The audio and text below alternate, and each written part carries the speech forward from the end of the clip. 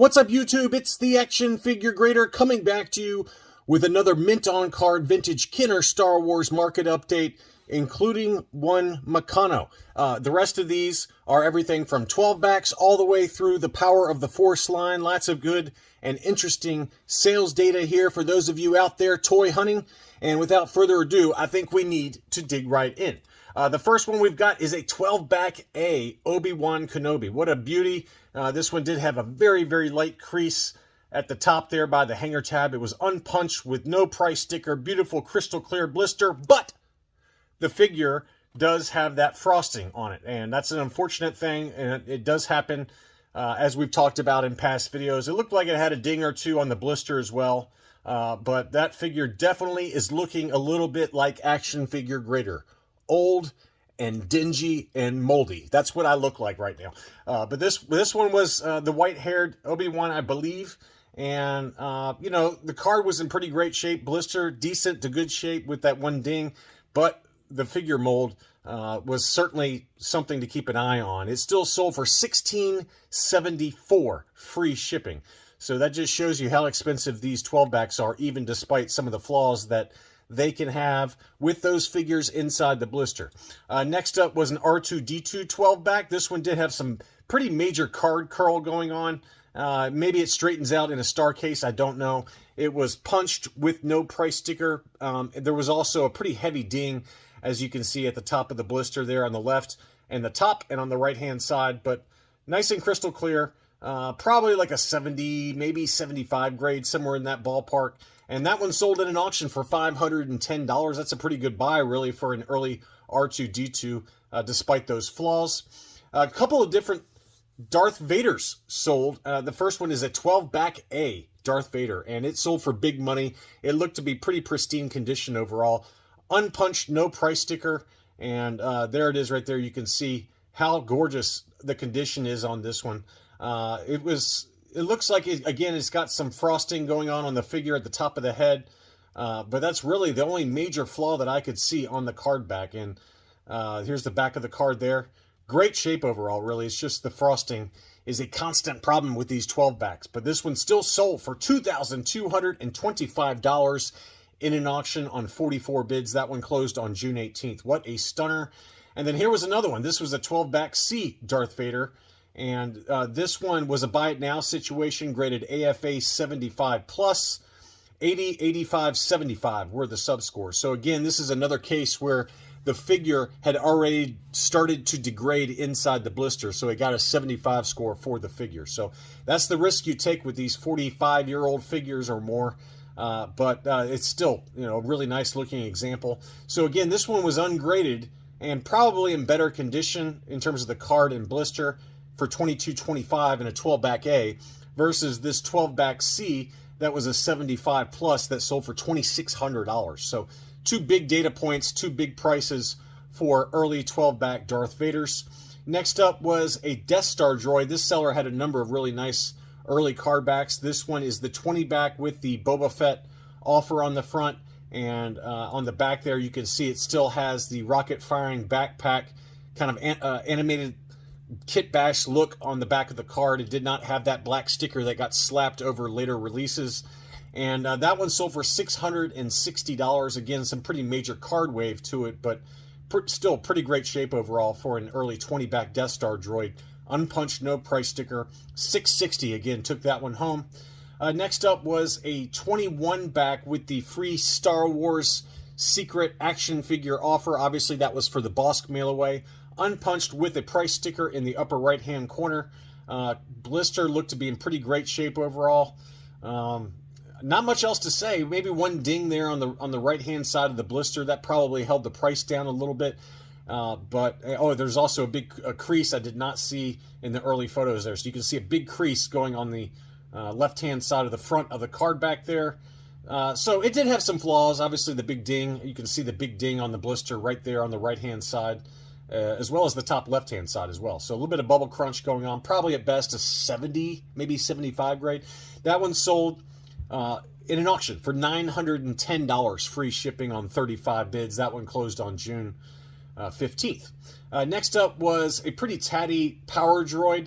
The card itself was in great shape, but the blister obviously had some major crunch going on. You can see the crunch on the bottom of the stem there of the blister, and the footer had kind of fallen inside. That does happen with some of these smaller figures like Yoda or the Power Droid or R2-D2 even.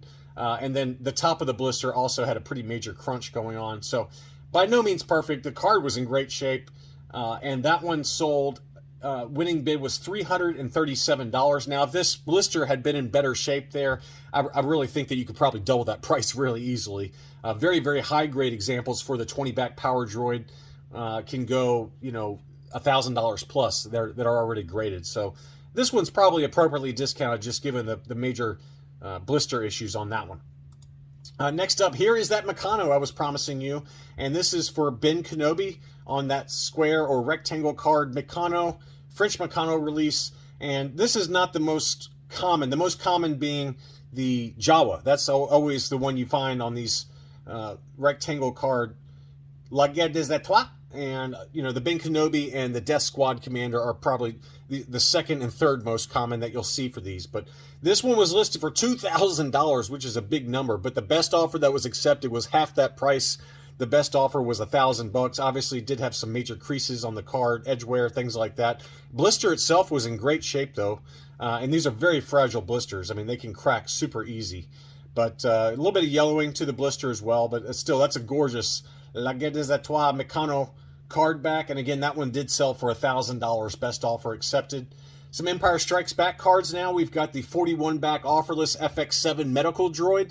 The blister looks like it maybe has a little bit of issues there. You can see kind of a crease at the top of the blister and then also kind of a ding at the very, very top of the bubble. But overall, the card was in pretty great shape. Light scratches to it. It was a punched example. No price sticker. That one sold in an auction for $266. Pretty great price on that one. Now, graded, if this one had been like an AFA 80, for example, I bet you could probably triple that number pretty easily. $700-800 pretty easily.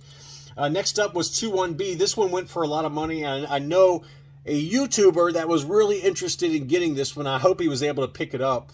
And he asked me what I thought it would sell for, and I didn't think it would go this high, to be honest with you. So this is a lesson to all of you who ask me these questions.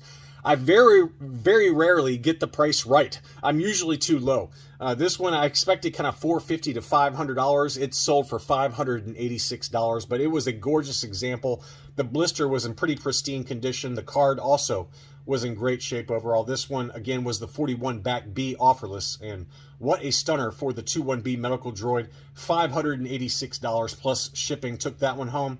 Next up was the debut card for Luke Skywalker Hoth. It did have some yellowing to the blister. Very light yellowing, though, not too bad. But this is that Star Wars Display Arena 45-back, which is Luke Hoth's debut card, unpunched, again, with that Child World Children's Palace price sticker right above the blister there. But still a pretty nice-looking example overall. Probably overall an 80 grade. That one sold for less than $400, which I think was a bargain. You can usually pay quite a bit more for that, especially if it's a clear blister. Tough to find these with a clear blister, and that price was appropriately reflects the fact that it was a yellowed blister. But overall, the card, everything was in great shape. Just had a slightly yellowed blister, and that really kept the price down under $400, $394. Next up was a 47-back free Forlam offer, Leia Hoth, and that one also did have a yellowed blister. And this was a punched example, as you can see there, no price sticker. Fairly moderate yellowing, a little bit more maybe than that Luke Hoth I just showed you, but still a pretty great looking example for the Leia Hoth. That one sold for $405, again, probably about right for where this one usually sells for with the clear blister, $700-800, maybe somewhere in that ballpark. You might get it in the sixes with a clear blister, but I think that was a pretty good price. Next up was a 48-back Cloud Car Pilot. This one did have a pretty major crease in the upper left-hand corner as well as at the top of the hang tab there, but the hang tab was still in place, no price sticker. Crystal clear blister. One of the accessories, the pistol did come loose from inside the tape there, but that's a nice, pretty nice looking example, probably overall a 75 grade. And that one sold in a buy it now situation for $300. I think I've got this one, 48-back A. I think it's an A, and I paid right around this price, maybe a little bit more, and that one ended up getting an 80, I think, with CAS. But that was a pretty nice looking example for $300. Next up is the free Revenge of the Jedi Admiral Akbar offer, the 48 back C, or I think that's the C because it's printed on the card. The B's had the actual sticker, but I think after a while they moved over to the C backs where that offer was printed on the card. And that one, the placement on that offer is way too perfect. So I'm guessing that this is the 48 back C for 4-LOM. And it did have some minor issues there in the upper left-hand corner. Again, unpunched with very light yellowing. And one thing I do get asked a lot is that there's a little clear piece of transparent kind of plastic that is often put behind these figures, especially if they have robes or capes. And you'll see it with 4-LOM, you'll see it with Princess Leia, Darth Vader sometimes, Ben Kenobi. And that's actually applied by the factory, so you know it's legit. And in this case, it got shifted a little bit to the right, and it got placed inside the blister seal there. So that does happen sometimes, but pretty nice looking example. Beautiful card art on this 4-LOM, and that one sold in an auction for $232. That's a pretty good value there, just given that in high grade with a clear blister. This one can sell for $700 to $800 sometimes. So pretty good deal, I think, just given the condition issues on that one. Next up was an R2-D2 sensor scope on the 65 back. And it looks like the blister is crystal clear there. Maybe just some light waves to the top of the blister, but unpunched, no price sticker, really good looking example. And that one sold in an auction for $247.50. I take it back. It looks like in this photo, there's some very, very light yellowing. It's not much. And it also does have a little crease there in the bottom right-hand corner of the blister. So it's probably about right, because sometimes I see these with clear blister high grade. They sell for pretty enormous money despite it being a Return of the Jedi card back. So this is one that's usually pretty expensive, but I think given that it's just very faintly yellowed and it did have that light ding on the bottom of the blister, $247.50 is a pretty good buy. That's a pretty good deal in my opinion. Next up was the AT-AT driver on the 65 back, clear blister again. It did have some edge wear issues on the right-hand side and again at the top of the blister there. It also had a weird indentation on the top of the card back there. You can see it right there very clearly. So someone decided to use it for BB gun practice when they were a kid. But pretty good shape overall, really, despite that little indentation on the front of the card. That was a pretty good buy, in my opinion. $195 plus shipping on that one with a clear blister. Tough to find that one with a clear blister. I think I might have that one. I can't remember. I know I've got a Return of the Jedi. I just can't remember which one it is, if it's a 65 back or maybe a 77 back. I can't remember, but that one does stay clear commonly. I mean, it's not like super common, but it also isn't very rare to find this one. I don't know what it is. Certain 65 backs, they stay clear. The AT-AT driver being one of them. Sometimes, depending on the character, they can yellow really quickly. But in this case, the AT-AT driver did stay clear, and $195 for that one I thought was a good buy. Next up was a Luke Jedi. It was ungraded. It did include like a sliding acrylic case on this one. This was another, let's see.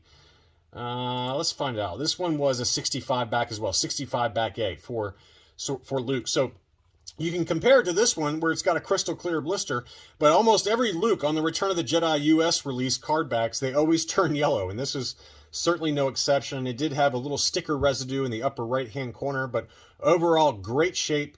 Beautiful 65 back Luke Jedi. $415 took that one home. So that one's come down a little bit. I mean, sometimes you see these sell in buy it nows or even in auctions for over $500, but this one did have a little crease, which probably held the price down. You can see some scratches and things like that on the front of the card back at the bottom there. So maybe that's about right. I don't know. It might be a little high, but hard to tell. I mean, the Luke Jedis are all over the place with prices, and you really got to zoom in on it, but I guess that's about right. I'm going to say it is. I'm going to say it's roughly about right for this one, given that I have seen some ungraded that have sold recently for over $550 or so. So that's a pretty nice looking example. Next up was a 77 back Tusken Raider. Now this one had the standard cheeks, not the hollow cheeks, which usually appeared on the 65 backs. This one had a very heavily yellowed blister. It was unpunched with a Walmart price sticker.